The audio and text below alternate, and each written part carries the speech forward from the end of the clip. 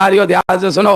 बाबा जय गुरुदेव जिनकी ये तस्वीर आपके सामने है, आप में से बहुत से लोग जानते हैं, जो नहीं जानते हैं वो भी बहुत जल्दी जान जाएंगे। इसलिए आज ध्यान से सुनो। बाबा जी क्या कहते हैं कि एक औरत ने जोड़े बेटा पैदा किया। जोड़े बेटा का मतलब होता है एक साथ दो लड़के, दोनों बड़े प्यारे थे।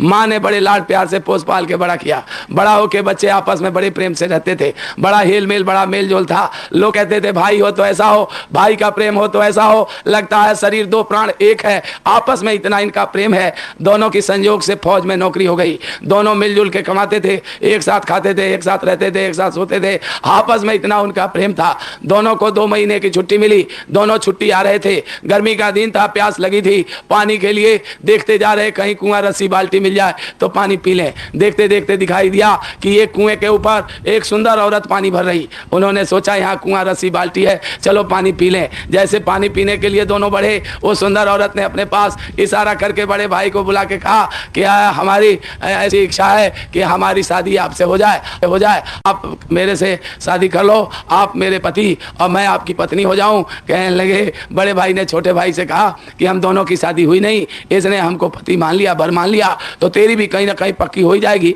लेकिन ऐसी खुशखबरी सुन के फोका पानी, खाली पानी, छूछा पानी नहीं पीते हैं। जब शादी पक्की होते हैं तो मिठाई खा के पानी पीते हैं। ठहर जा, मैं मिठाई लेके आता हूं तब पानी पिएंगे। छोटा वहीं खड़ा रह गया, बड़ा गया मिठाई लेने। मिठाई लेके उधर से आ रहा, तब तक उस औरत ने अपने सारे कपड़े फाड़ दिए। अब जैसे आके उसने कहा ये क्या हुआ? कहा अरे जिसका भरोसा विश्वास करके गए थे उसकी नीयत खराब हो गई, ख्याल बिगड़ गया, विचार गंदे हो गए। उसने जोर जबरदस्ती करके मेरे कपड़े से खींची तलवार और भाई के कलेजे में ठोक दिया। ध्यान से सुनो ऐ लालारियो, गुरु महाराज कहते हैं कि भाई सोचने लगा कि सारा जीवन इसका साथ निभाया, जो कमाया सो दिया, जो दिया सो खाया, जो कहा सो किया।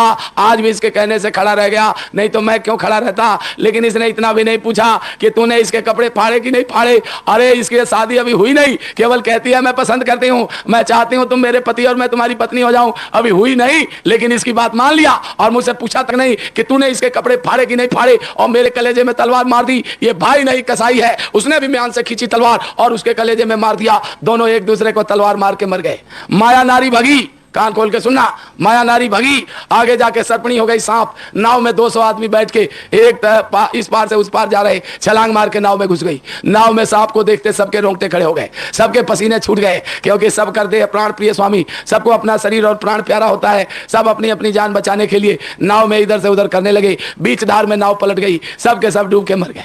माया नारी भगी, वही सर्पणी भगी। आगे जाके नदी के घाट पर पंडित बन के टीका फांदा करके पतरा पलट के सबका भविष्य फल, राशि फल, तकदीर बताने लगी और 11 रुपए में गाय के पूंछ पकड़ाकर सबको वैकुंठ पहुंचाने लगी।